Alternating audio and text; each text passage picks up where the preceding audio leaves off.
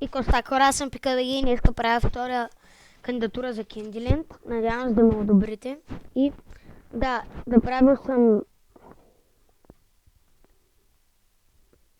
7 постройки.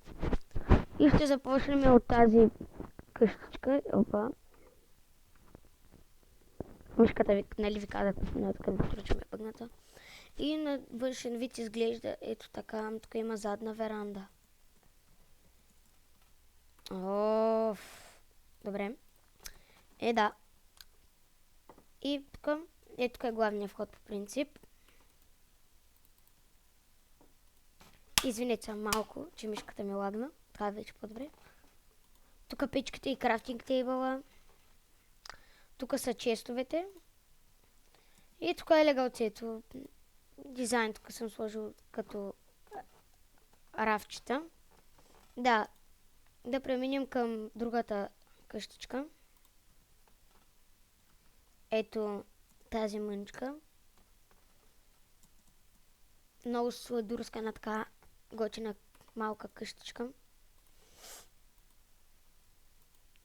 Така осветена. Това е една така мъничка къщичка, сам да се живееш. Да само да спиш. И следващото нещо, което е енчанта. Енвилите. Тук има два енвила. Тук са лампички. Може така да се ги правите. Тук също. И сега ще покажа, че се енчантва до 30 лева.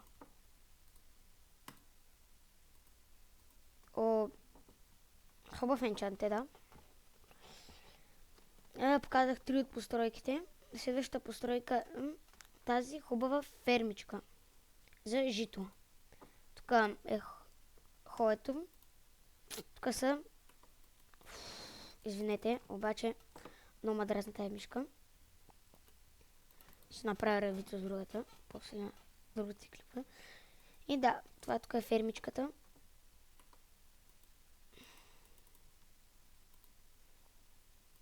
Много е хубава. Така. Осветена е. Да. Тук малко дърва. Тук също мъничко дърва. Ферма за крави. Пак я удари заради мишка. И тук е една така пак къщичка, така. Малко по-голяма.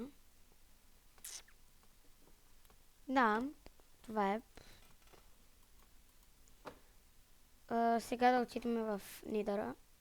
Порталът. И там съм направил няколко неща. Може да лаги. Това е порталче, с което са. И тук една, виждате, Нидърлар фермичка.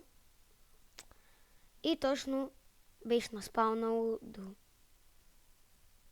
това място, което е очевидно замък.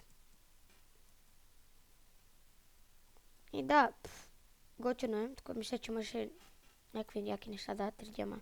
Та е Нидърлар. И да, не съм го правила замъка. Ще да бъде много яко, ако бях го направила аз, но не. Това може да не го считате за кандидатурата.